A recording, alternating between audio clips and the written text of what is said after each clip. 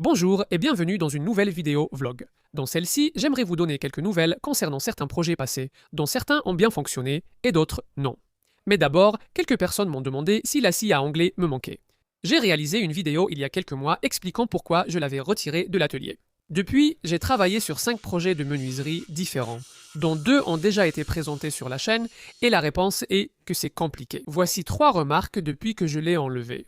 D'abord, j'utilise bien plus la scie à ruban, surtout pour des coupes sans grande précision. Tout ce qui doit être précis est découpé à la scie sur table. Ce qui m'amène à ma deuxième observation, mes coupes d'onglet se sont beaucoup améliorées. Avec le guide d'onglet sur la scie sur table, j'obtiens toujours des résultats parfaits. Je l'ai mentionné dans une vidéo récente en construisant un lit à barreaux pour mon fils. Et troisièmement, je passe tout le temps du guide parallèle au guide d'onglet.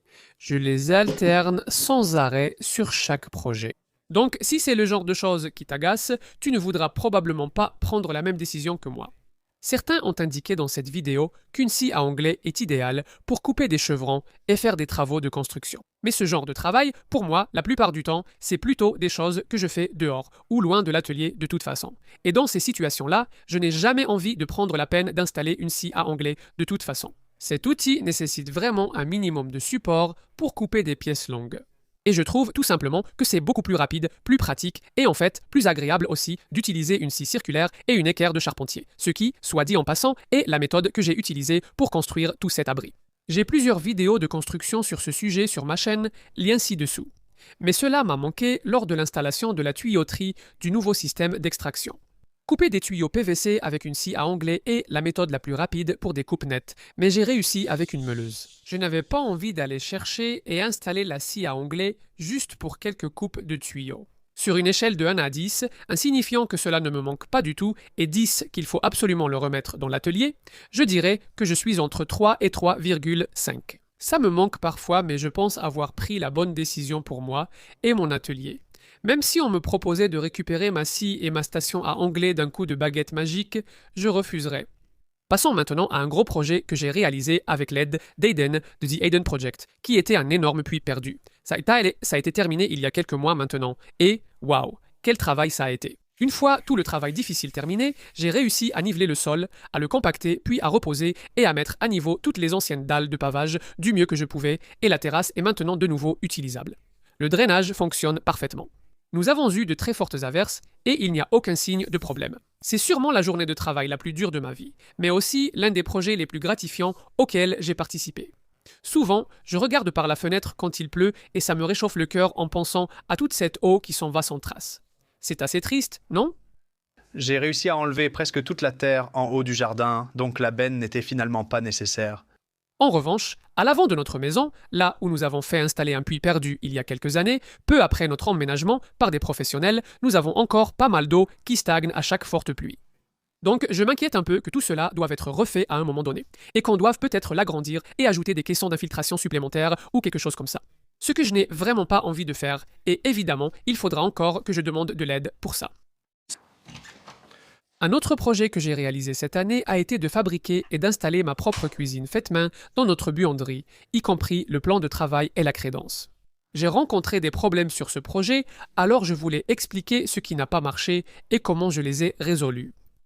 J'ai utilisé un revêtement de sol en vinyle très résistant, de qualité commerciale, habituellement posé dans les hôpitaux et écoles pour le plan de travail et la crédence. Surtout car cela coûte bien moins cher qu'une plaque de stratifié, et notre budget était limité. C'est aussi plus accessible et facile à trouver. Aussi durable et facile à nettoyer que tout autre plan de travail que j'ai utilisé. Ce plan ne sert pas à préparer des aliments, donc pas de couteau ni de casserole chaude, même si je pense qu'il résisterait aussi à cela. Bref, il y a quelques semaines, en utilisant l'évier, j'ai remarqué un léger affaissement au centre de la crédence.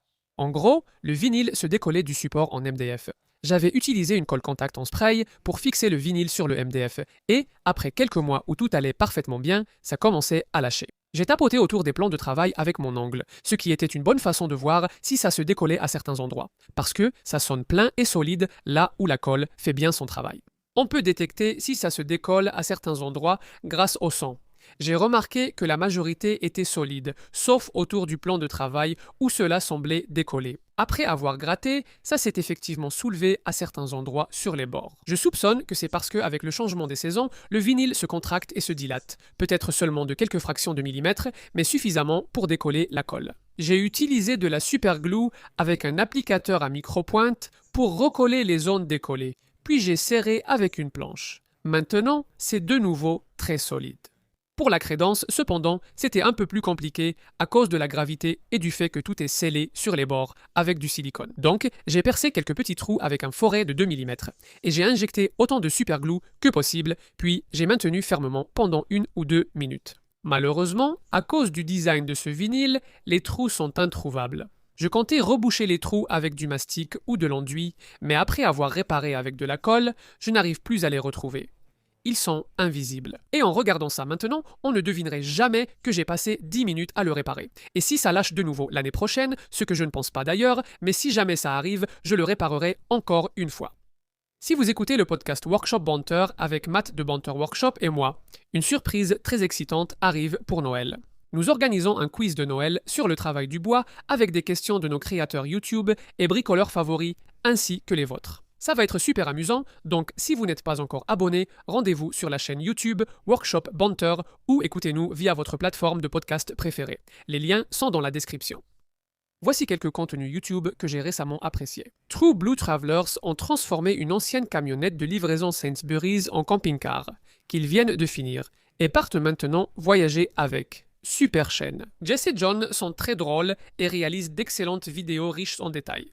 Après tous mes récents soucis d'extraction de poussière, je suis tombé sur une vidéo de Justin DPU, j'espère que je prononce bien ce nom, où il raccorde son aspirateur d'atelier à la tuyauterie de son extracteur HVLP.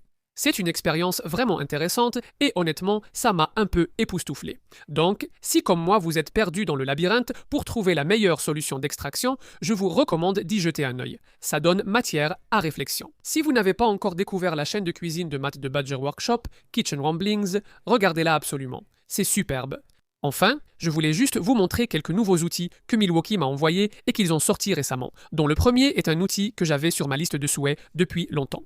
C'est la lime à bande sans fil et elle fonctionne avec le système de batterie M12. C'est l'un de ces outils géniaux que j'appelle des outils pour vous sortir d'affaires, un peu comme l'outil multifonction oscillant. Dans ces cas où un clou de finition dépasse, vous pouvez simplement le limer délicatement avec cet outil.